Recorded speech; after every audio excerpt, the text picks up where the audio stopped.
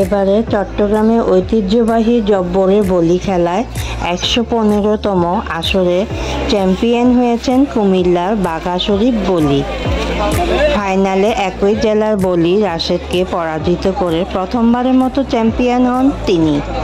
বিকাল 4:30টা থেকে নগরীর লালদিঘি ময়দানে এ খেলা শুরু হয়।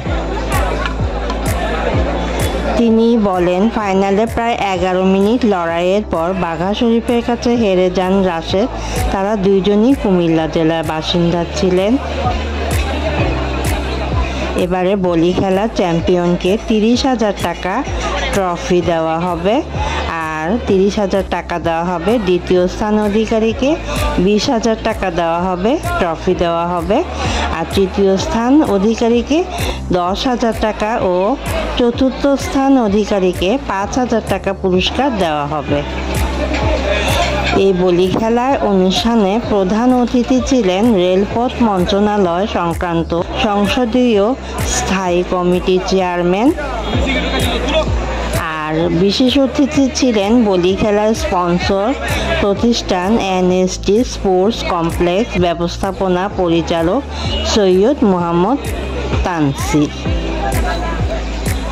জানা গেছে, ব্রিটিশ বিরোধী আন্দোলনে দেশের যুবকদের সংগঠিত করতে 1909 সালে চট্টগ্রামে বক্সিরহাটে ব্যবসায়ী আব্দুল জব্বার সওদাগর চালু করেছিলেন এই বলি খেলা। এরপর 2019 সাল পর্যন্ত প্রতি 12ই বৈশাখ লালদিঘি ময়দানে অনুষ্ঠিত হতো এই জব্বরের বলি খেলা। এই খেলাকে কেন্দ্র করে লালদিঘির আশেপাশে প্রায় কয়েক কিলোমিটার এলাকা জুড়ে বসে বৈশাখের মেলা। মেলায় তখন অনেক মানুষের সমাগম ঘটে। তো আমি আজকে এই মেলায় চলে গিয়েছিলাম, আর আজকেই ছিল মেলার শেষ দিন। তো প্রচণ্ড রোদের মধ্যে আমি বাইর হই নাই। আমি ভোরবেলা 6টা বাজেই ফজরের নামাজ শেষ করে বার হয়ে গিয়েছিলাম আমার এক সাথীকে সঙ্গে করে নিয়ে। তো মেলায় বলি খেলা তো শেষই হয়ে গিয়েছে, ওটা দেখতে পারি নাই। তো আমি এমনিতেই ঘোরাঘুরি করলাম, আর কিছু জিনিসপত্র মেলায় অনেক কিছু আছে, মাটির জিনিস আছে, তারপরে ফুল আছে, তারপরে খাট পালং বেতের জিনিস, দা বটি ছুরি, আর মাটির জিনিস তো প্রচুর প্রচুর। দেখতে এমনি ভালোই লাগলো, ঘোরাঘুরি করলাম, বেশ খানিকক্ষণ ঘুরে হয়রান হয়ে গেলাম। এরপরে আর কি আমি কিছু তেমন একটা কিনি নাই। আমি 2টা মাটির প্লেট কিনেছিলাম, ভালো লাগলো। আর কিনেছিলাম 2টা ঝাড়ু। হ্যাঁ, বলি খেলার মেলায় ঝাড়ু খুব বিখ্যাত। এখানে অনেক অনেক ফুল ঝাড়ু পাওয়া যায়। এই ফুল ঝাড়ুগুলো অনেক মজবুত হয়, অনেক লম্বা হয়। আর এই ফুল ঝাড়ু দিয়ে ঘর ঝাড়ু দিতে অনেক আরাম পাওয়া যায়। তো আমি এক জোড়া কিনেছিলাম 200 টাকা দিয়ে, আর মাটির প্লেট 2টা কিনেছিলাম 150 টাকা দিয়ে। তো এটা অবশ্য দেখানো হয়নি। আর আমি লেবু কিনেছিলাম 1 ডজন 40 টাকা করে। তো এইগুলি শপিং করে আমি তারপরে আমার সঙ্গীকে নিয়ে রিক্সা করে আবার বাসায় চলে আসলাম। তো থ্যাংক ইউ ভেরি মাচ। আমার ভিডিওটি কেমন লাগলো অবশ্যই সুন্দর একটা ছোট্ট একটা মতামত অবশ্যই আমাকে জানাবেন।